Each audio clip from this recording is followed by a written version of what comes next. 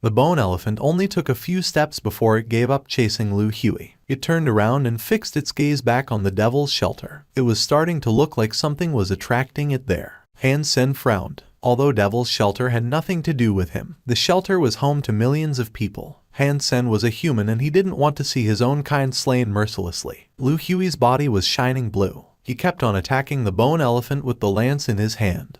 But despite his attempts, the creature continued to ignore him and simply became more and more red. Lei Hangwu and his people did their best to attack it, just as Lu Hui did. It was all to no avail, however, as it now seemed that nothing could divert its attention away from the shelter. But that being said, such attacks really were like tickles, when accounting for the size and might of the beast. The bone elephant's speed had definitely increased now. The body was like a small mountain, running past on its own legs. The riders and their mounts that couldn't get out of the way in time were squashed beneath its feet. Puddles and streams of blood formed, and human allies were reduced to mush.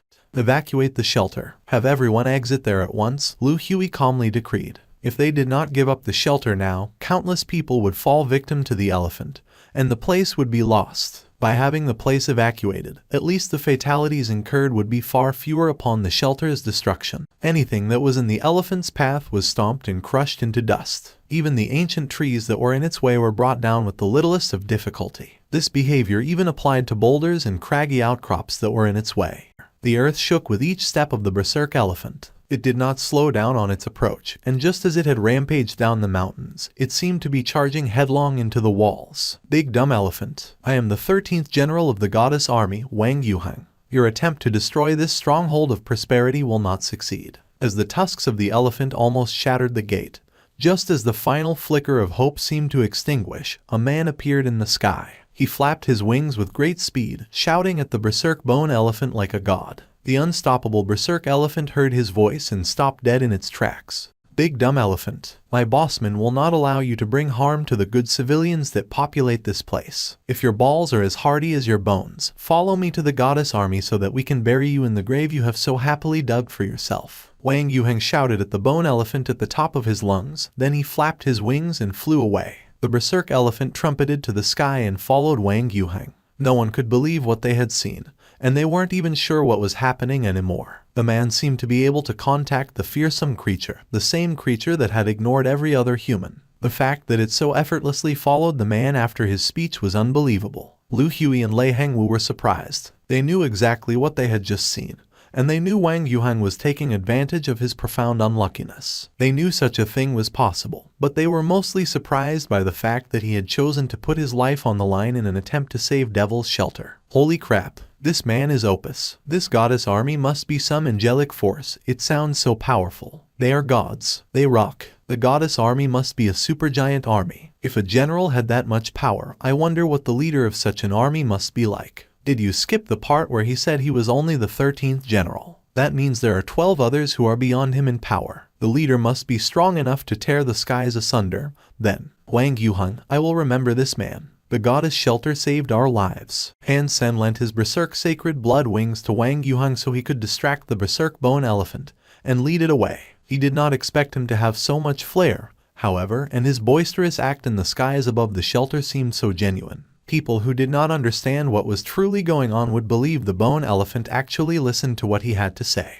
But the truth was that the berserk bone elephant was only chasing the man due to his terrible luck. Han Sen and Zero went ahead first, thinking that the berserk bone elephant wasn't actually heading for Devil's Shelter. The shelter just happened to be in its way. So, Han Sen made Wang Yuheng lead the bone elephant around Devil's Shelter. The beast could not fly, so there was no immediate danger, and as soon as Wang Yuheng was done, he could return to Han Sen and allow it to go where it would. The elephant followed Wang Yuheng away from Devil's Shelter for about 50 miles, then he took off further into the sky. The berserk bone elephant continued running forward, not paying any attention to Devil's Shelter. Bossman, your berserk sacred blood wings are wondrous. Would it be against your desire if I requested that you lend them to me for a few days? Wang Yuheng asked, with a big smile upon his face. Don't talk crap. Give me them back at once. And can I ask what kind of BS drivel you were spouting back there? Han Sen took back his sacred blood wings as he asked. I was raising awareness of the goddess shelter. A deed like this will garner us much renown, and you'll have people crawling over each other in a bid to be enlisted. Wang Yuan laughed. And what is up with the 13th general nonsense? Han Sen asked. Think about it. If people heard this, they'd assume we have swaths of elites in our ranks, enough so that we need at least 13 generals to manage them all. And if I was the 13th, then people would naturally assume there were 12 others who were even stronger than me. We would become the bee's knees, Wang Yuheng explained, with a proud and boisterous expression smeared across his face. Han Sen was not sure how to respond, but he ultimately believed it to be a good thing. If the goddess shelter were to become more well-known, then inviting elites into the ranks of its army would be considerably easier. Han Sen wanted to see where the berserk bone elephant was going, so he followed its shadow from a good distance. Little uncle, do you know which area lies ahead? Han Sen asked Wang Yuheng, as he watched the bone elephant go further and further in a direction he wasn't familiar with. Let me think. Wang Yuheng looked ahead and then, with a quick discoloration of his face, said, I think this leads to the haunted peach forest. What is the haunted peach forest? Han Sen asked. It is a peach forest. The peach trees there are massive, each one being at least 100 meters tall. You can barely see the tops of such trees, and humans who go there tend to get lost with the greatest of ease. Furthermore, countless frightening monsters lurk beneath its boughs and many who enter there do not return. After a while, Wang Yuheng lowered his head in thought. Then, he said, fortunately, this is the season of the peach flowers opening. It isn't the season of peach production, so it shouldn't be too dangerous. Why is that? Han Sen looked confused. During the season for peaches, many powerful creatures visit there for a taste. That would also be the most dangerous time to even think about approaching the haunted peach forest, Wang Yuheng explained. But now it is the flower opening season, correct? If the elephant was hungry for peaches, why would he be heading there now? Han Sen furrowed his brows.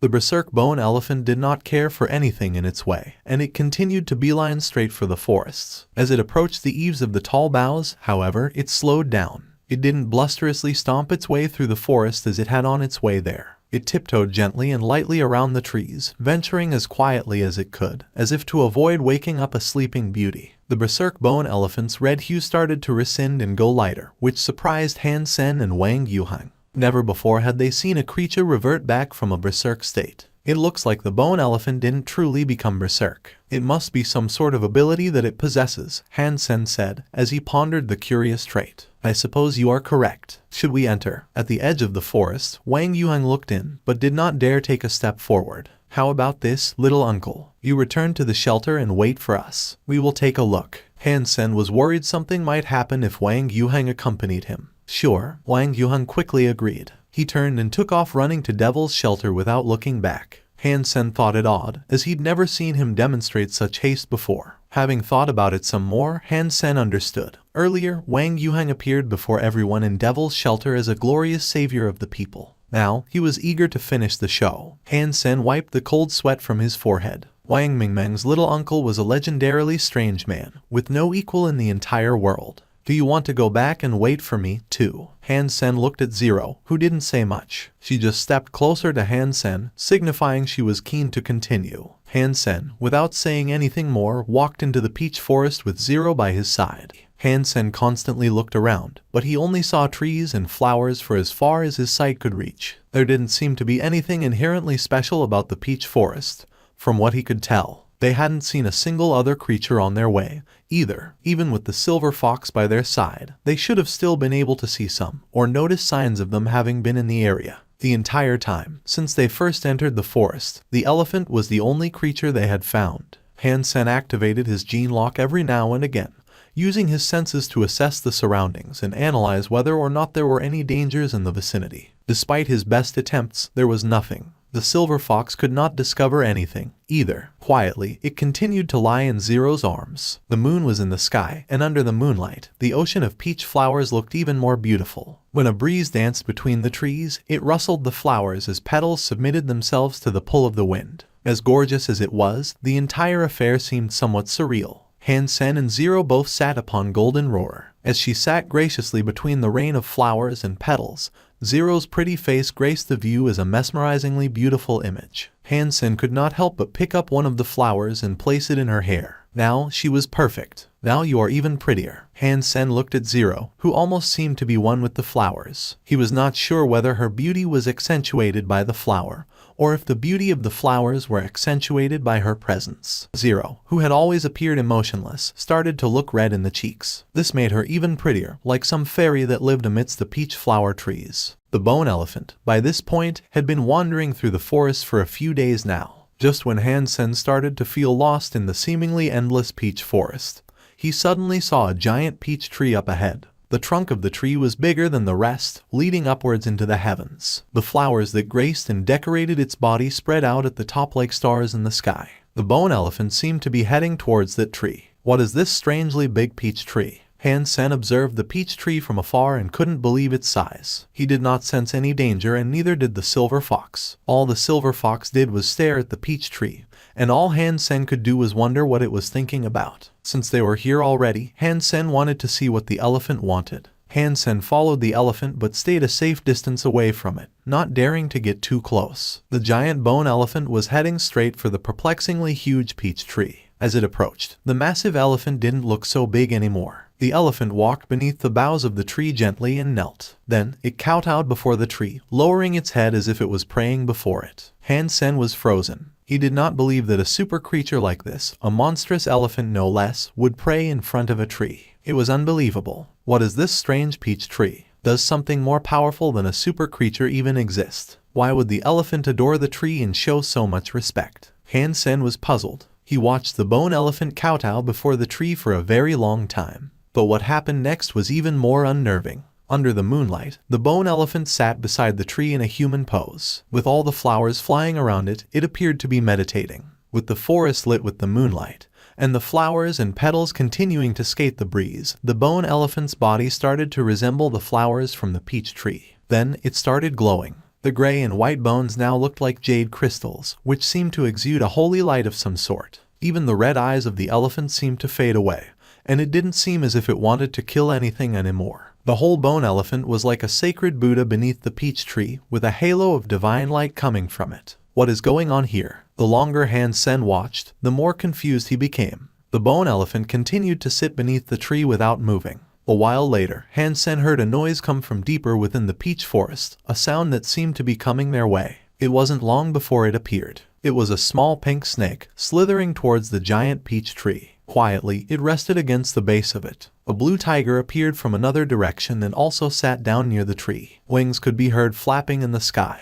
and looking up, a red-crowned crane was descending to the ground near the tree to join in with the other creatures. And soon after that, a black bear arrived, carrying a cub. It also sat down near the bottom of the tree. In a short amount of time, many creatures had gathered at the base of the tree. Han Sen was shocked at what he was seeing, particularly so due to how special and unique they all looked. He thought they might all have been super creatures. Han Sen did not know why they were there. Was something from the peach tree attracting them? During Han Sen's confusion, the silver fox jumped out of Zero's arms and trotted over to the big tree, too. Han Sen was perplexed. He thought that the peach tree might have been emitting a pheromone to attract the creatures towards it. After taking a few steps forward, the silver fox turned around and nodded its head to Han Sen. It looked as if it wanted him to follow. He was hesitant to comply, due to how many powerful creatures gathered up in one place and how dangerous it would be for him to go. Again, the silver fox flicked its head. Although the creatures were now undoubtedly aware of the silver fox's presence, they didn't bother doing anything about it. They hardly even looked its way. For the third time, the silver fox gestured for Han Sen to join it. With gritted teeth, Han Sen slowly withdrew from his shelter and tiptoed his way towards the peach tree. Han Sen went forward as cautiously as he could. The moment he noticed something was off, or if the creatures even looked at him wrong, he'd take off running in the other direction. Zero, to his surprise, was less fearful. With glee, she ran to catch up with the silver fox. They were out in plain sight, before the creatures near the tree, but nothing happened. The creatures simply continued to sit where they were. With his heart playing hopscotch, Han Sen followed the silver fox to the tree. After choosing a spot, they sat down near it. Aside from the bone elephant and the two bears, they were closest in proximity to the actual bark of the tree. 2 meters away from Han Sen was the black bear. Although it was not as big as the bone elephant, it was at least 10 meters tall. Although it was kowtowing, it was like a giant truck, and its breathing was loud. This was the first time he had ever gotten so close with a creature outside of combat. It made Han Sen feel quite wonderful, as not a single creature showed any sign of wanting to attack him. All the creatures here had become animals, fond of peace. No matter the species or breed, they had all come together to kowtow before the tree. The silver fox was lying on the ground that had been dressed in loose flower petals. It closed its eyes and breathed calmly, with a mellow rhythm. It was something Han Sen had seen before. After practicing Dongsu Sutra, he would always see the silver fox in such a fashion for a brief while. The other creatures weren't too different. While they all lay down, they each breathed with a calm, unique rhythm. Does this strange peach tree provide boons and advancements to one's training? Han Sen wondered to himself. After a while, Han Sen decided to try to practice Dongsu Sutra. Han Sen began training and felt as if there was a special energy being absorbed into his body by the Dongsu Sutra. The pace of his Dongsu Sutra sped up, as if it was reacting to the strange energy. This really is something special. Han Sen continued practicing, and eventually his body began to produce a pleasant smell. The scent combined with the fragrance of the peaches and began to permeate the atmosphere. When Han Sen finished a cycle, he noticed that his Dongsu Sutra had improved far more than it usually did. This surprised him. But when Han Sen looked at the other creatures, he was surprised. Perhaps it was because the fragrance combined with the scent of the flowers, but when he saw the silver fox again, he could actually see the energy inside him. He could see the pleasant smell inside the silver fox that had not been refined yet. Han Sen looked at the other creatures and was even more surprised. Many creatures were in the area, and it seemed as if they had all absorbed the pleasant fragrance of the Dongsu Sutra. Strangely, they all seemed to have a different reaction to its absorption. The pleasant scent inside the pink snake, the blue beast, the red-crowned crane, and the big black bear was all blurry, being absorbed by their bodies. But in the cub and the bone elephant, Han Sen saw that the energy was flowing inside them in a rhythmic beat. It looked like a human kai gong. That's not right. The black bear and the cub are of the same kind, so why the difference between the two? Han Sen was shocked while looking at what was going on. Not long after, Han Sen's pleasant fragrance had been refined by the cub and bone elephant. The crane and snake were continuing to refine it slowly, but Han Sen could still sense it inside them. Creatures were usually birthed by their mothers, not their nests. The silver fox, the cub, and the gourd were spawned in their nests, whereas the others had been birthed by their mothers. That made Han Sen think back on the golden roar. He wasn't sure about the big golden roar, but when the small one died, it left behind its life geno essence and body. If the big golden roar and the elephant were birthed by a creature, does that mean the children of super creatures are different than the super creatures themselves? Han Sen theorized. But this train of thought only led to more and more questions. Why did some super creatures only leave their life essence behind and not their actual bodies? If the second or third generation of super creatures could leave their bodies, then there must have been something special inside them. Just like the silver fox and the cub, they were the children of super creatures, and it looked like they had special abilities that were different than their mothers. The peach flowers were opened for 2 weeks. During that time, Han Sen managed to record the energy flow of both the elephant and the cub. When the peach flowers on the trees began to wilt, the silver fox tugged at Han Sen's pants and tried to pull him away from the area. Han Sen felt something was wrong, as well. As the peach flowers began to wilt more and more, the creatures seemed to be getting more and more restless. Han Sen noticed a slight reddish hue beginning to tint the eyes of the bone elephant. It looked as if it would soon resume its murderous rampage. He didn't dare stay any longer, and so he decided to depart with Zero before anything went awry. If the creatures started to go berserk, with his small body, there was no chance he'd be able to withstand an attack dealt by any of them. For the 2 weeks he had been there, Han Sen constantly repeated his practice of the Dongsuan Sutra. His body had been hungry for it the entire time. If the open flowers of the tree have such a remarkable power, if it grew peaches and I ate one, I wonder what would happen. Han Sen decided that when the mystic peach tree grew its harvest of peaches, he would return to this place and collect some, no matter what it took. But Han Sen imagined that when the mystic peach tree did grow its peaches, there would undoubtedly be chaos. Nabbing a few peaches for himself would most likely prove difficult. Back in the Alliance, Han Sen considered choosing a new hyper-geno art that would go well with his flaming Rex spike. Han Sen conducted a lot of research, but found it difficult to select a skill that would suit his needs. The flaming Rex spike was neither greatsword nor lance, and he couldn't even use it like a club. No wonder the shopkeeper sold it to me so cheaply, with a quick cash trade agreement.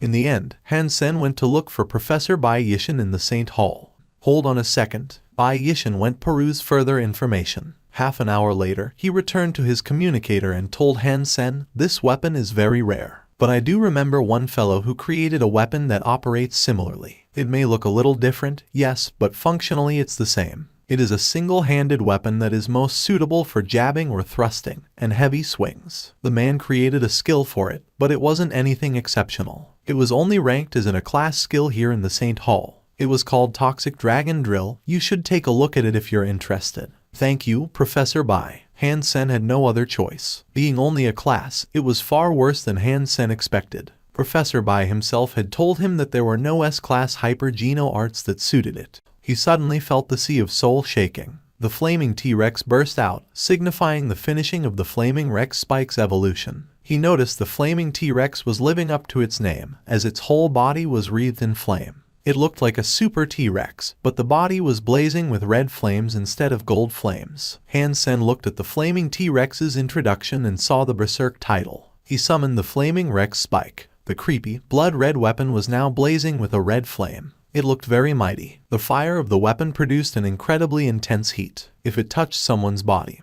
Han Sen imagined it wouldn't take much effort to instantly roast the skin and flesh. This is a scary weapon. Han Sen gave it a swing and liked how it felt. It seemed as powerful as he had hoped it would be. Now that I have the weapon, I should find a super creature to test it on. Which one should I go for? Han Sen wondered. It was not difficult to find a super creature, though most of them resided in the deepest, most secluded mountain ranges, gullies, or swamps. He'd encounter one in no time if he brought Wang Yuhang along. The primary concern, however, was whether or not he could truly kill such a creature. Han Sen's ideal target would be the Red Cloud Donkey. It seemed as if it would be easier to kill since it didn't pose much of a significant risk. The biggest problem was the raven that lived near it. No matter how strong the Flaming Rex Spike was, it would not matter if Han Sen could not match the speed of such a foe and land a single hit. He was only afraid that before he even had a chance to raise his weapon, the raven would have already sliced his head clean off his shoulders. The target Han Sen wanted to hunt the most was something that was slow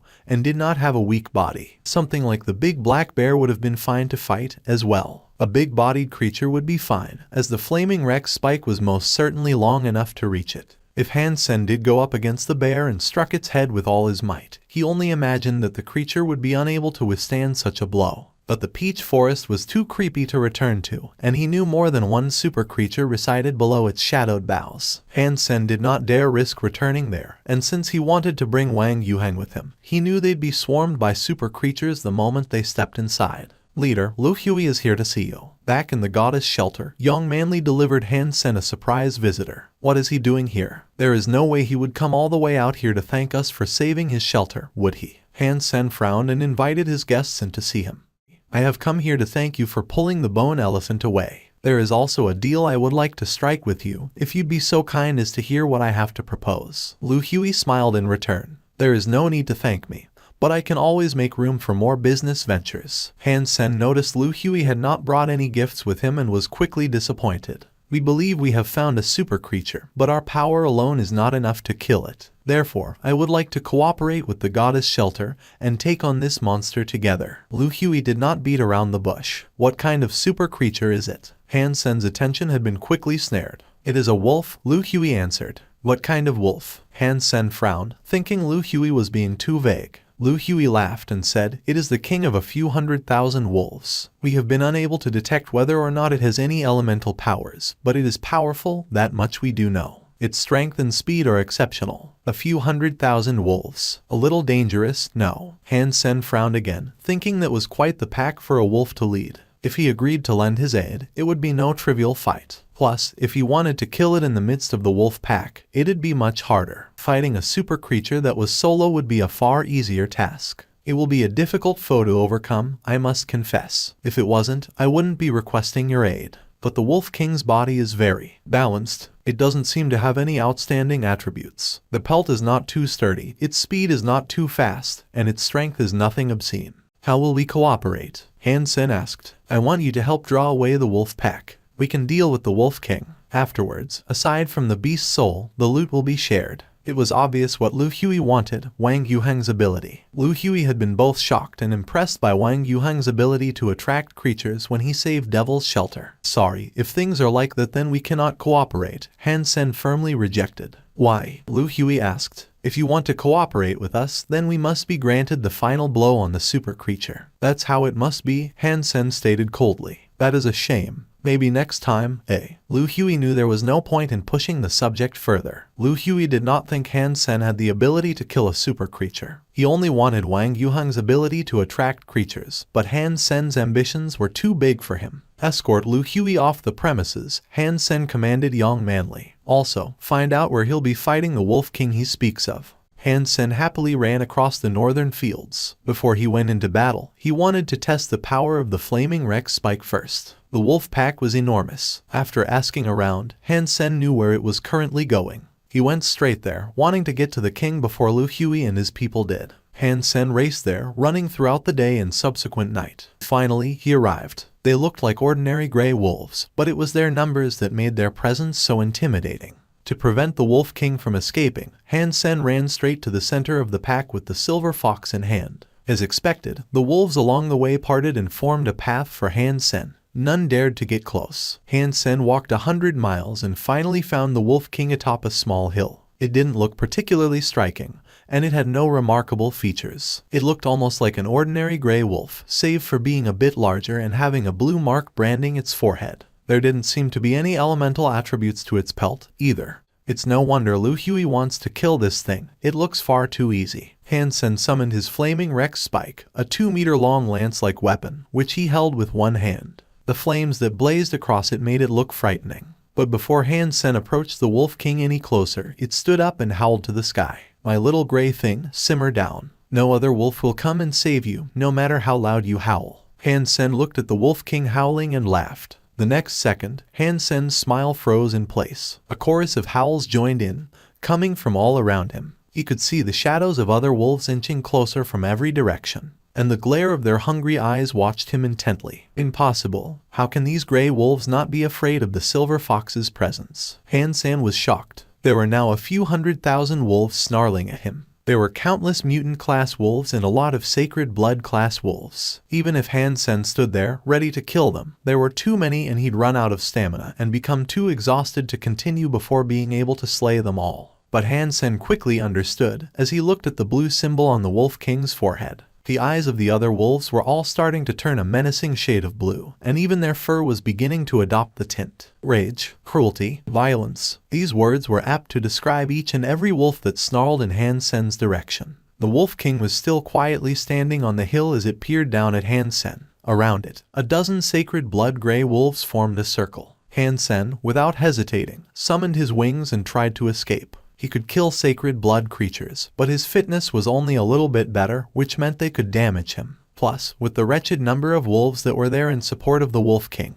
even the queen and little uncle wouldn't have been enough assistance, and the chance of victory would still have been slim to none. As Han Sen took off into the skies, the Wolf King began howling upwards, too. The blue light on its forehead shone even brighter, like a beacon. Its gray body began to shine blue now, too. All the wolves began jumping up as high as they could, trying to capture the intruder. These ordinary wolves, though they did not possess wings, could still glide through the air. The wolf pack was like a tsunami, howling as they surfed the air in pursuit of their prey.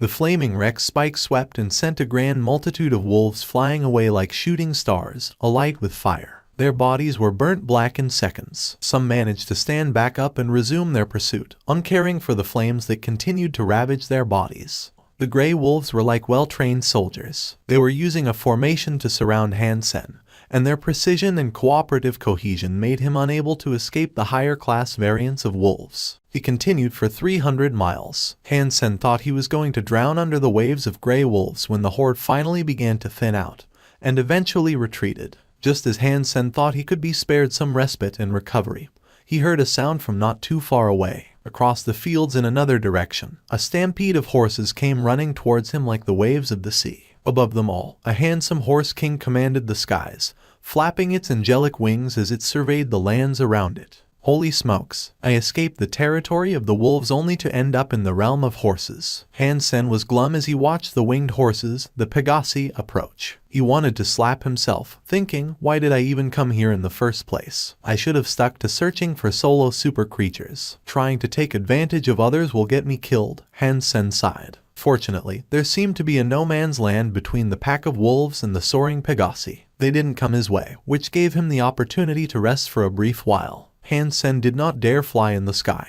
There'd be no advantage up there, considering that Pegasi were flying creatures. He landed on the grass and took a good look around. There was nothing remarkable about the place, as it was just a grassy field. After Han Sen took a closer look, the grass was shorter than elsewhere. Some of the grass was even yellowish in color. It was very different than the fresh, long, green grass that was in the fields to the left and right of the one he currently stood in. Aside from that, there was nothing special. There wasn't even a lake or pond, just a grassy field. The wolves and horses stared at him but kept their distance. They weren't leaving, so Han Sen decided to stay put while he was safe. He didn't think the wolves or horses could be bothered watching him like that for a long time. But quickly, Han Sen realized something was wrong. The horses and wolves really did stay there, taking turns with others in their own groups to watch Han Sen. Luckily, Han Sen had brought many provisions with him, including nutrient solutions. He could remain in this field for 2 months if need be. But even if he did stay where he was for the next 2 months, what was the point? The wolves and horses did not want to leave. 2 weeks passed and they still remained outside the field watching Han Sen, not allowing him to leave. Silver Fox, you're going to have to do something and help me find a way out of this mess. You're not going to wait until I'm dead before you run off, are you? Han Sen put the Silver Fox in front of his face and said, "This is not right. There's not much difference between a fox and a wolf, is there? Can't you go and talk to the Wolf King on my behalf and tell him it was all just a big misunderstanding?" Han Sen put him down and the Silver Fox lay on the ground, blinking at Han Sen. Han Sen felt as if he'd be better off talking with a rock, so he circled the entire field multiple times, evaluating what options there were for escape, but did not discover anything viable. If escaping won't work, then so be it. I'll have to fight my way out. I definitely can't leave through the Pegasi side, as their numbers seem greater than that of the wolves. They can fly, too. That'll surely be the more dangerous way. Han Sen then looked at the wolf side. He observed the wind blowing through the grass, which revealed the gray backs of hidden wolves. Heaven knew how many lurked in the tall grass, waiting for Han Sen. Han Sen could only watch their movements, waiting for the right moment to slice his way through the hordes and make a daring escape. After a while, Han Sen saw the horses in a state of mild unrest. In the group of horses, a red pony appeared. They parted and formed a path for it, not daring to touch it. Is that the child of a super creature? Han Sen took a look and was surprised. The red pony did not seem to have been born very long ago. It looked rather curious, and even the sacred blood class Pegasi avoided its approach. If I kidnap the red pony, could I use it to escape the crowd of horses? Han Sen's heart burst this evil thought, wondering if he could put a knife to the red pony's neck and broker a deal with the Horse King. But Han Sen quickly dropped the idea. Creatures were not humans, and if they saw Han Sen threaten the red pony, they'd probably opt to kill Han Sen rather than negotiate. Although the red pony was small, it was a super creature. Han Sen was not entirely sure he could deal with it solo anyway. The red pony seemed curious about everything. It opened its eyes wide and looked at Han Sen and the Silver Fox with great interest. The red pony tried to enter Han Sen's field on numerous occasions, but each time, the Horse King stopped it and sent it back. Before the red pony was taken away, it looked back and almost seemed upset. That's a shame. If that red pony came here on its own, perhaps I really could kidnap it. Han Sen thought, disappointed. That night, Han Sen lay on the grass observing the night skies. He counted the stars that glistened above. It was quite boring, so he summoned the angel and Princess Yin Yang to talk. As they were talking, they heard noise from the horse crowd. Looking over there, Han Sen saw the red pony sneak his way, with its eyes fixated on him. Han Sen was happy when he saw it, but it caused a commotion in the horse crowd. They neighed repeatedly, as if they were trying to convince the red pony to return to them. But no matter how much noise they made, they did not dare to enter the area like the red pony had. The Horse King was nowhere to be seen, however, and Han Sen did not know why. The red pony ignored its brethren and continued to approach Han Sen. It looked to its left and right up until it was about 20 meters away. Then, it stood where it was and just watched Han Sen and his companions. "Come here, little child. Come here." Han Sen's face was crowned with a strange smile. He reached out both arms to the red pony, as if he was calling for a baby to crawl to him. But the red pony took a few step backs, and its eyes looked alert. It didn't trust Han Sen. Han Sen noticed that his behavior was like any old, creepy uncle that wished to kidnap a child. Quickly, he put away his grinning face and put on his look of innocence as if he were swapping masks. As he did, he thought of how he might be able to attract the red pony towards him. Han Sen threw some jerky on the ground and bid for the pony to eat it, but it was ignored. Do horses only enjoy eating grass? Han Sen's heart felt bad. He looked in his pockets and there was nothing he could use to attract the red pony, so he wasn't sure what to do. But the red pony, after a while longer of looking, seemed to drop some of its apprehension. Slowly, it began to walk closer and closer to Han Sen. The crowd of horses was in a frenzy as countless horses surrounded the area, crying repeatedly. It was like they were pleading for the red pony to return and for Han Sen not to hurt it. Han Sen suddenly thought something had to be wrong. If the wolves and horses were avoiding each other, maybe that was why they did not come any closer. But now that the red pony was inside, why did the other horses not come? The red pony was hesitant to approach at first, but after circling them for some time, it acknowledged there was no danger. After coming to this realization, it was happy to stay in Han Sen's company. Although Han Sen still wanted to kidnap the red pony, he wasn't going to rush things until he was sure it was comfortable. If eyes could kill, Han Sen would have been nothing but bits. But the silver fox looked a little upset. It jumped into Han Sen's lap, gritted its teeth, and growled. The red pony was unnerved by this, which displeased Han Sen. He was afraid that the silver fox would scare off the red pony, so he put it down on the ground. But the red pony was only given a jump scare. After taking a few steps, it looked at the silver fox that continued to growl and stare back at it with hostility. Strangely, it looked happier now. The red pony approached Han Sen and buried its head into Han Sen's chest and rubbed it. This made the silver fox really mad. If Han Sen didn't shut him down now, the red pony would, quite literally, be in for a shock. Han Sen reached out his hand to stroke the mane of the red pony. The pony remained where it was, allowing Han Sen to touch it as much as he wanted.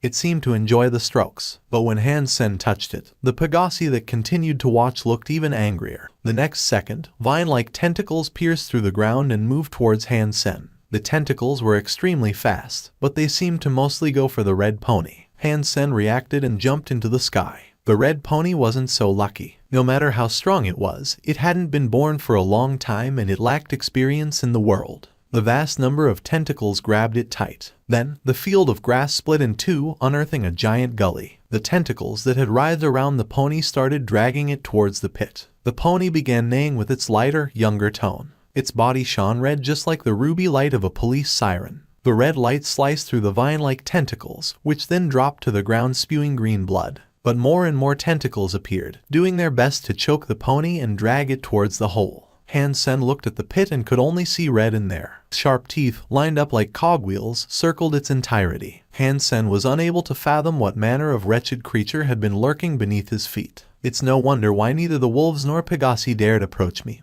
with such a horrible creature lying here. Han Sen saw that the red pony was only moments away from being pulled into the hungry, exposed mouth. He frowned and summoned his flaming Rex spike and began swinging it. The flames burned brightly as the heavy weapon annihilated any tentacle it came into contact with, quickly incinerating them into charcoal. The broken tentacles dropped onto the ground on fire. Soon after, the red pony was free from the monster's grasp. The pony had not yet developed the ability to fly. Since it was still grounded, it looked like it was going to be grabbed again by freshly sprouted tentacles. So Han Sen picked up the red pony and flew off into the sky. The creature that had been lying beneath the ground was so strange. Han Sen was not sure why it seemed to show so much interest in the red pony. Han Sen and the silver fox had barely been given any attention. The subterranean monster seemed to only focus on the pony. Han Sen, with the pony in his arms, began flying away. The unknown monster let out a soul-shriveling roar, which made the ground tremble. Tentacles burst forth from the ground, lifting the entirety of the grass field with it.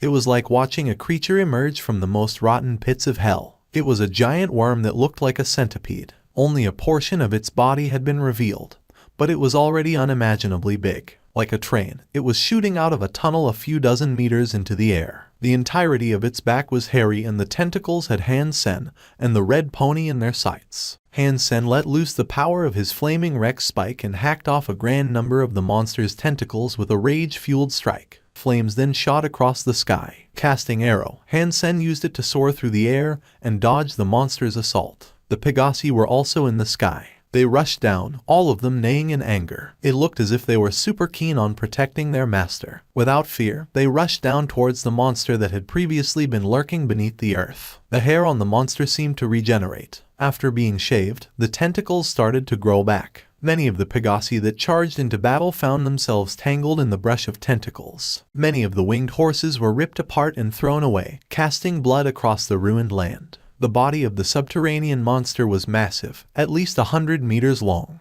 Its shell was purple and black, and countless little legs wriggled beneath it, each one possessing their own tentacles. A long scream came from afar, signaling the arrival of the Pegasi king. It was cloaked in clouds, evidence of the wrath it brought with it. The Pegasi king's clouds began to spread, falling down on the massive creature below like bombs. They clung to the tentacles, restraining them like glue. Caught within the thick, muculent clouds, the monster could not get its tentacles free. It struggled and thrashed madly, but to no avail. But the monster was too big and its body was extremely strong. After a grand push, it managed to tear the white clouds and continue its pursuit of Han Sen and the red pony. The Pegasi and Pegasi king no longer cared for Han Sen, and they diverted all their attention to the monster. They assaulted its body, tentacles, and legs, biting everything they could with great ferocity. A chilling howl shrieked across the grassy field. At great speed, a gray wolf was dashing towards the scene of the battle. Behind it, the tsunami-like wolf pack followed. The mark on the Wolf King's forehead shone like a beacon once more, which made the other wolves turn blue. Their fur shone with a blue light and their eyes were each like sapphires. It was like a ghostly wolf pack. Han Sen was shocked. He thought the wolf pack had come to attack the Pegasi. But the wolf pack, shrouded in a blue light, leapt into the fray with the monster of the Pegasi's strife and began tearing into its legs. Instead of fighting the Pegasi or causing trouble, they had come to the aid of the Pegasi, helping them in their battle.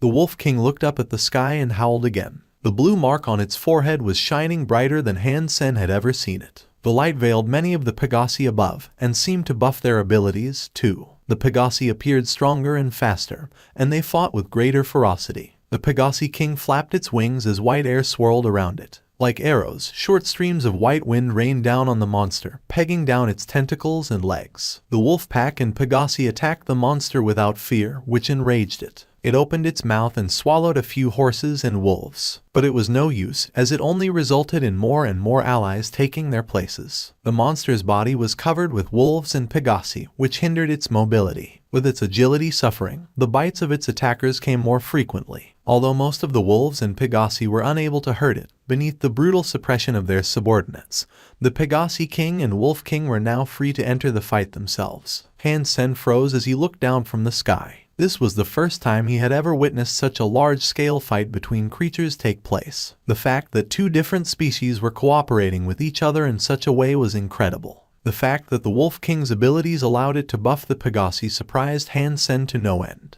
He thought that the Wolf King was an incredibly special creature. Although the Wolf King's personal power was below average when compared to other adult super creatures, the support skills it had were extremely effective. The wolf pack could not fly, but with the buff, they were able to glide in the air with a power and speed that was almost unrivaled. It was an amazing skill. If I kill the Wolf King, I'll get the Aura Beast soul, won't I? Han Sen wondered. The Pegasi King's power wasn't too far off the Wolf King's, either. Its power was mid-low on a chart of super creature's strength. The white clouds that it fired were like glue, working to restrain the monster. It also dulled the fangs of the monster, as if they had been encased in plastic. This was a very special, very unique power. Han Sen could not be sure which element it was associated with, though. The Wolf King's claws now shredded the shell of the monster, which had it shrieking and trembling in pain. The Pegasi King flew down from the sky, hitting the monster's belly. The horn on its head drilled into the monster's hide and left a deep wound. The monster was now incredibly angry, but under the constant assault of wolves and Pegasi, it couldn't do much.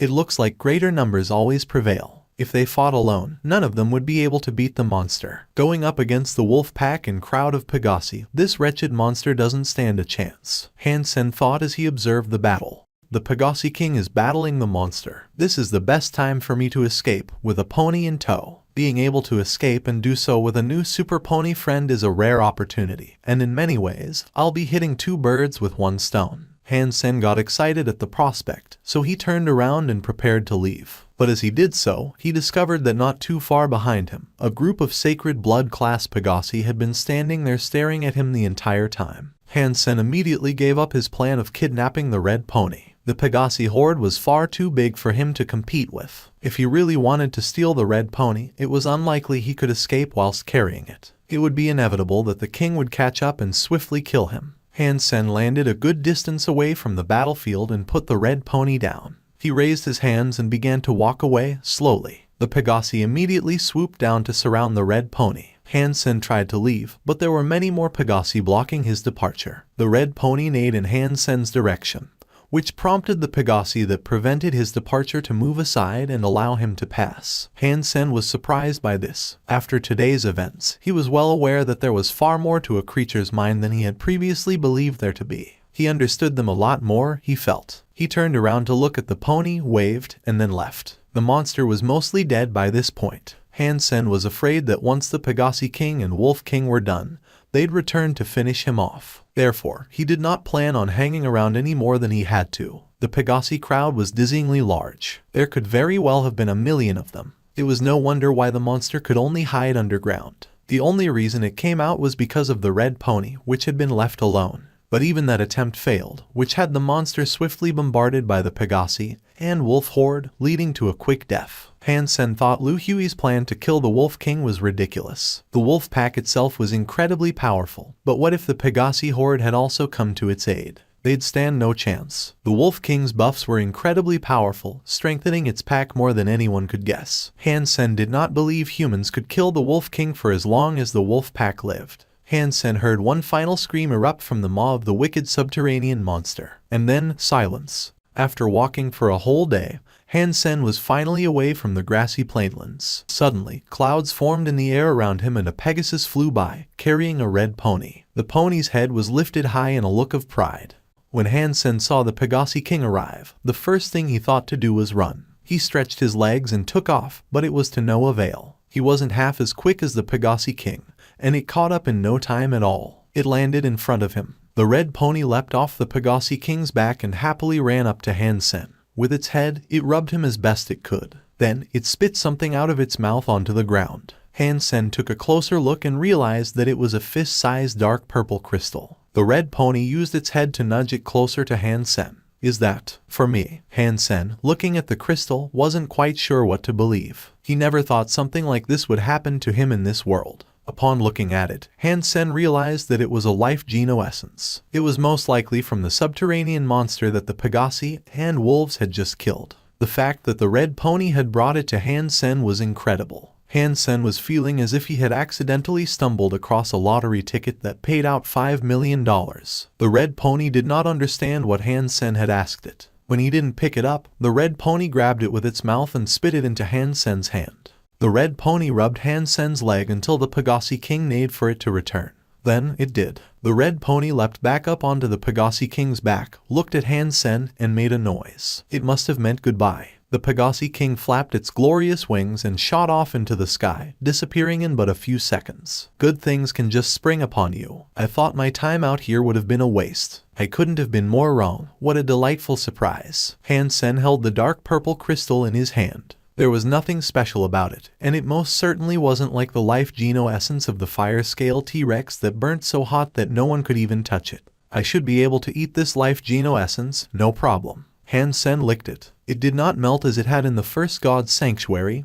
However, the dark purple crystal was like a real crystal. It was hard. That's strange. Why can't I eat it? Is this not a life geno essence? Han Sen licked it a few more times, but nothing happened. No matter which way he considered it, it had to be a life geno essence. It looks like if you want to eat a life geno essence in the second god's sanctuary, you've got to do something special. Han Sen did not dare swallow the crystal whole. Clearly, randomly swallowing a crystal wouldn't be the solution. If neither the Pegasi King nor Wolf King wanted it, there had to be something up with the life geno essence. As such, Han Sen didn't dare eat it just yet, on account of his suspicion. Han Sen already had a few guesses, but he wasn't too sure. He'd have to wait a while longer before proving whether or not his ideas were correct. The toxic dragon drill was clearly not strong enough to suit his needs, so he decided to modify it and bring it up to par with an S-class skill. If he did that, it'd be far more useful in his fights against super creatures. The best way to modify a hyper geno art was through combat, so Han Sen used the scanner to scan the flaming Rex spike.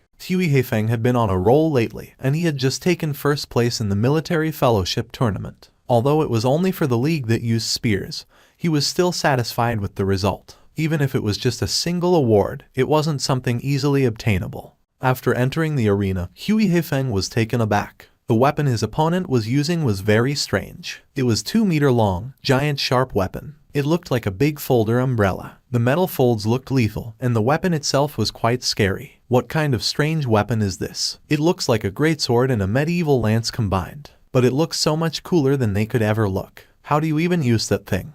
As a spear elite, he thought the weapon was a little too big as well. It was definitely not a weapon that could be used effectively as a spear, but neither could it be used as a sword. With its cylindrical body, few skills could be cast efficiently with it. The weapon interested Hui Heifeng greatly. He was looking forward to seeing what skills could be performed with such a weapon. Hui Heifeng, who had come here with empty hands, now summoned a big spear. It was 2 meters long and as thick as an arm. Han Sen noticed his opponent was using a champion spear, and at this, he looked happy. This was because the thrusting skill of his flaming Rex spike was derived from that same weapon. Han Sen was wielding the Rex spike, sprinting towards Sea Wind. The Rex spike in his hand began spinning, the opener for Toxic Dragon Drill. Sea Wind lifted his champion spear, knocking up the incoming, spinning Rex spike. Unfortunately for Han Sen, his move wasn't as effective as he had hoped. Because the Rex spike was just a virtual object that the system had scanned, it lacked the real flame and toughness of the original object. The only characteristics that translated over were its weight and shape.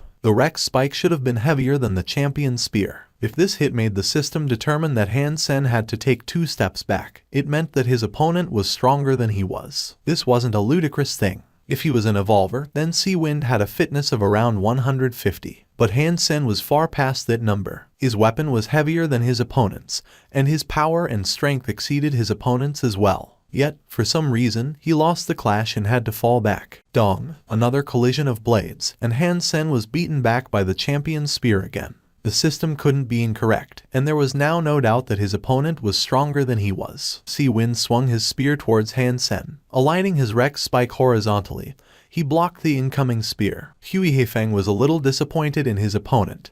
He thought Han Sen's weapon was something special. But now, he was only using it like a big mutant spear. Aside from the screw attack he had performed, the rest of his performance was subpar. Although Han Sen was being brutally suppressed, he did not panic. His opponent's spear skills were powerful, but Han Sen's fitness was higher. It'd still be extremely difficult for Sea Wind to win. As Han Sen continued to block his attacks, he also analyzed the skills used against him. He wanted to do a deep dive on them all and learn their ins and outs. The powerful spear skills he was witnessing were ideal for a powerful weapon like his own, and if he could learn those skills, perhaps he could modify them to improve Toxic Dragon Drill. He remained like that for a while. Han Sen was eventually able to notice that the reason his opponent's attacks were so strong was because he was using a Hyper Geno art for support. It wasn't purely down to the skills he used. If Han Sen could not watch the flow of his energy, then he'd be unable to learn anything from him. That would be a waste. Hui Heifeng's attacks escalated in their ferocity and strength. He wanted to end the fight, out of boredom. The strange weapon Han Sen wielded did not surprise him as he expected it to, so he grew tired of the battle. After fighting for some time, Hui Heifeng's perception began to change. Although Han Sen's fighting skills were ordinary, he had a lot of stamina. Furthermore, his formation was strange and unique. Although Hui Heifeng had an advantage, and was constantly on the offensive, he wasn't any closer to victory than when the fight first began. Interesting. Hui Heifeng raised his lips. A person's strength was not derived solely from their physical attack power, it came from their endurance as well. Under his wild attacks, Han Sen was no longer falling back. Han Sen was blocking to the best of his abilities. Blocking did not cost much, and it was a way to keep the fight going. Hui Heifeng's eyes flickered with a glint of evil as he changed up his moveset. The powerful spear skills from earlier suddenly became soft. The skills were so gentle and elegant. The heavy champion spear suddenly became like a needle in a little girl's hand. Every strike was so small and fast, it was like he was sewing beautiful embroidery on Jiangnan cloth. The toughness and softness had totally changed, without error. He couldn't imagine how a person could use such a big spear with that much grace and finesse. The Rex spike was a blunt heavy weapon, and against those delicate spear skills, he wasn't quite sure what to do. The style was restricting his momentum and the situation had just taken a turn for the worse. Han Sen racked his mind, trying to think of a way he could break the unceasing barrage of attacks, but he couldn't. The spear skills cast against him were too fast for his current lumbering usage of the Rex spike. Further and further, Han Sen was pushed back. He was nearing the wall of the arena, still unable to turn the tides. His health had now dropped below 10 points and he could no longer dodge. For all intents and purposes, the battle was already lost. Huey Haifeng's champion spear then became a blinding flash of light, driven towards Han Sen with a speed that was greater than that of a meteor. Although Huey Haifeng admired Han Sen, if he insisted on sticking to that weapon and not using something else that would draw out his true strength, then Huey Haifeng had no choice but to end things here and now. Han Sen watched the flash of light coming and felt that it was unfair losing a battle like this. It upset him. But he was here for the Rex Spike, and for that, he was not willing to throw in the towel. Not now, not ever. Han Sen did not want to lose the battle like this. If he had already lost, then it didn't matter. Dropping his defense, he lifted up the Rex Spike and swung it towards his opponent's head. Han Sen fueled this strike with all the anger and sadness that had welled up inside him. Even though it was highly likely his opponent would evade it and he'd still end up suffering the final blow. He was going to lose either way, but it was better to go out in a blaze of glory than to wither away. After all, while he was attacking, Han Sen summoned the image of the bone elephant shattering rocks in two. That feeling of being able to break through the opposition with no fear was what Han Sen wanted, most of all. Han Sen, at that moment, wished he was the bone elephant. He wanted to smash Sea Wind into pieces and unleash all his anger. At that decisive moment, Han Sen felt his Dongshuan Sutra kick into action. But the energy wasn't flowing along with Han Sen's body, it was adopting a simulation of the bone elephant's energy flow. Oppress. That was the only word that came to mind when Han Sen mustered the strength of the bone elephant he was going to mimic. It felt as if an elephant was indeed running through his body, and he was being given its strength. The power of the elephant coursed through his veins and was injected into the Rex Spike. Huey Haifeng noticed as Han Sen suddenly abandoned his strained hope for victory and dropped his guard, putting everything he had into one last strike. He knew that it wouldn't hit him. Attempting an attack with such blunt, heavy weaponry was silly. It would be too slow. His champion spear could pierce Han Sen's heart and knock away that last remaining bit of health before the Rex Spike was halfway through its swing. Huey Haifeng was holding his massive champion spear, yet he used it with the delicate precision of a needle. And his opponent's heart was where it was set to poke and weave the bitter tangs of defeat. But just as the tip neared his heart, his face changed. The weapon in Han Sen's hand accelerated. The mighty, heavy weapon split the air, producing a deafening sound as it soared. It made Huey Haifeng feel as if the world was shrinking, as the hideous weapon obscured his vision. In his eyes, its image became bigger and bigger. Huey Haifeng was shocked. He didn't understand how or why his opponent's skills had suddenly become so scary. He clutched the spear with both hands and brought it before the incoming attack. Huey Haifeng was like paper, cruelly smashed in half. 100 HP points were depleted in a single moment, and he was taken out of the arena. Holy sugar, is this guy cheating? How can an evolver possibly possess such power? After Huey Haifeng exited the arena, he was gobsmacked. Han Sen himself was taken aback by the power he had summoned for that attack. He didn't expect to be able to simulate the bone elephant's energy so well, but by doing so, he had been given the power to defeat his opponent in a single, devastating blow. Han Sen was incredibly happy, but all of a sudden, his body felt incredibly weak. The bone elephant's attack was so powerful, it had drained his entire body of its energy. If Han Sen had not learned Jade Sun Force and Long Live, which worked to keep generating more and more, he might have collapsed on the spot. Sea Wind's spear skills were masterful. If he was able to spar and practice with him a few more times, Han Sen imagined he'd be able to modify Toxic Dragon Drill a great deal. Huey Haifeng accepted Han Sen's friend request. He sent a message, asking what was that skill called. Han Sen contemplated his answer for a minute, and then replied, Elephant Rex Strike. Han Sen wasn't very talented when it came to naming things. For this name, he used the most basic of naming rules. He took one word from each component of the skill, one word from the flaming Rex Spike and one word from the bone elephant, whose power he had simulated. That was a very good Elephant Rex Strike. It really does have the power of an elephant and T-Rex. As Han Sen exited the virtual camp, his communicator rang. It was a strange number that was dialing him, one which made him furrow his eyebrows. It was a communicator given to him by the military. Ordinary people could not call it, so whoever was calling him had to be from the inside. He accepted the call and the image displayed gave Han Sen a shock. It was Lai Zinglun. Why are you looking at me with such surprise? I am a high-level hacker, and breaking your defensive systems is easy peasy lemon squeezy. Finding your information was effortless, Lai Zinglun said, with a smug expression. Then you should know that these calls are monitored. Yes, Han Sen responded, with a wry smile. If that concerned me, what kind of hacker would I be? Don't worry, no one can see us talking. No one will even know you were on your communicator, Lai Zinglun said, with much confidence. You can look for me in the shelter, so why are you going to such lengths just to talk with me? Han Sen believed that if you kept your nose out of trouble, then no trouble would come to you. Illegal deeds were never wholly invisible, and there was always a trace that could be followed up on. Lai Zinglin had never seen a better hacker. Therefore, he believed himself to be the best. I'm contacting you because it's an emergency. You haven't been in the shelter for the past few days, so this was the only way I was able to get in touch with you, Lai Zinglin explained. I heard you have created a team to hunt down super creatures, and I would like to join. I know where one can be found, Lai Zinglin said. When Han Sen returned to the shelter, he heard about what happened with Lu Hui and the Master in the North's cooperative assault against the Wolf King. It turned out that they failed and incurred great losses in their struggle. Word was, they gained the upper hand at first, and things were going relatively well until the sudden appearance of a legion of Pegasi. They arrived there and aided the wolves. The cooperative human armies were promptly wrecked, which forced them to retreat. At the end of the day, it was a loss. Han Sen sighed, as he had personally witnessed the capabilities of the Wolf King and Pegasi King. The giant frosty bear lived against the ice sea. Along the coast, one particular part of the sea had wholly frozen over, and that was where the giant frosty bear tended to reside. When they arrived at the area they sought, it wasn't long before they found a sacred blood creature. They spotted it from afar, and it was a big white bird that just stood in one place, cleaning its feathers with its tongue. It looked like a red-crowned crane, but all the creatures around avoided it. They knew that the red-crowned crane was not something to be trifled with. There is no point in sharing such a creature, so how about a little wager? Whoever slays the bird first gets to keep the meat, Wang Yuheng suggested. Sure, that's fine by me. Han Sen smiled at Wang Yuheng.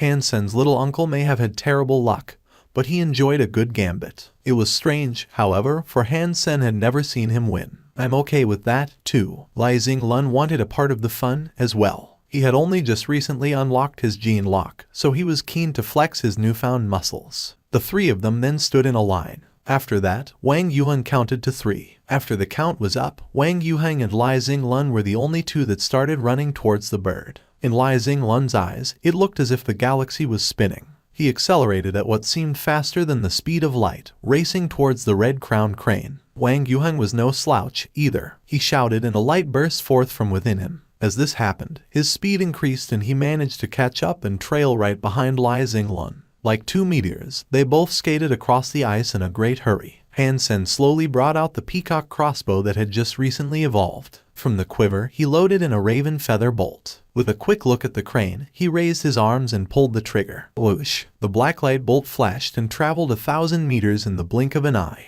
It shot right past Lai Zinglin and Wang Yuheng and lodged itself in the crane's cranium. Sacred blood creature hunted, snowbird. The beast's soul was not acquired. Consume its flesh to obtain a random numeric amount of sacred genopoints, ranging from 0 to 10. The familiar notification tone rang in Han Sen's head. He started laughing as he caught up to Lai Zinglin and Wang Yuheng and told them, "Thank you very much. Holy sugar, you cheated. How can you use such an obscene weapon and think it was fair?" Lai Zinglin and Wang Yuheng said, exactly at the same time. There was no rule forbidding certain weaponry. You said anything goes. Even you two could have used a crossbow, if you wanted to, Han Sen said boisterously, as he packed the snowbird's body into his backpack. He'd sort it out when he had a break. I was thinking of using mine, but I didn't think it was strong enough. Where do you get your crossbow? How can a weapon like that possess such monstrous strength? Wang Yuheng asked, observing Han Sen. When they hunted the fire-scale T-Rex, Wang Yuheng got a glimpse of the peacock crossbow there for the first time. He had always meant to ask more about it. He knew it was a powerful weapon, but he never expected it to be that powerful. To kill a sacred blood creature from 1,000 meters away was a frightening thing.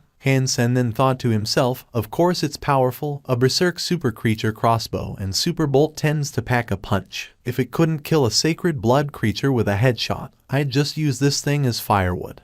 Are you sure this is the place? Why have we not yet seen the giant frosty bear? Han Sen and his crew spent half the day searching but did not see nor hear anything that suggested the local presence of a super creature bear. With suspicion, Wang Yuheng had to ask Lai Zinglin about his intel. Just as he was going to speak, there were splashes from beneath the ice. A giant white creature had been swimming, and it was now returning to the surface with a 1-meter-long fish in its mouth. The giant frosty bear was 2 meters away from Wang Yuheng when their eyes met. The man and the bear stared at each other for 3 seconds. Then, Wang Yuheng screamed, turned, and started running away. The giant white bear heaved itself out the water, and with the big fish still in its mouth, gave chase to the running man. It ignored Han Sen and Lai Zinglan completely. That little uncle can really. Lai Zinglan was motionless as he watched the scene. Those words were the only few he could conjure. Han Sen had already summoned his peacock crossbow and loaded it with 7 raven bolts. Without delay, he was hot on the creature's heels. Wang Yuheng continued to scream aloud as he ran, and in the midst of his frightened flight, managed to plead, "What are you guys doing? Help me. If you don't, I'll be the bear's next ice lolly." The 8-meter-tall white bear occasionally jumped as it chased after Wang Yuheng, trying to pounce on him. Whenever it hopped, 1-foot-thick paw-shaped craters were left behind in the ice that separated those on top and the freezing waters below. Shards and chips of ice were cast about 10 meters after each paw returned to the pulverized ice. The chips of ice pelleted Wang Yuheng a few times, which caused him to shiver. His face was drawn of color and a white, frosty webbing formed on his skin. His situation looked dire, and you could see his joints stiffen and slow as he went on. With Wang Yuheng getting dangerously close to being pummeled by the wrathful bear, Han Sen could wait no longer. Although he could not aim at the bear's weak spot, he fired a bolt at it to aid Wang Yuheng. The bolt feather traveled 40 meters and struck the bear's leg. The tip of the bolt managed to get lodged inside, which surprised Han Sen. He had already assumed the pelt and hide of the bear was really thick, and despite firing the bolt to just strike anywhere, the fact that the bolt managed to pierce the creature was a testament to the crossbow's new strength. Its evolution was a worthy investment, and it was most certainly capable of slaying super creatures. Thank you for watching. Subscribe and enable notifications so you don't miss the next chapter.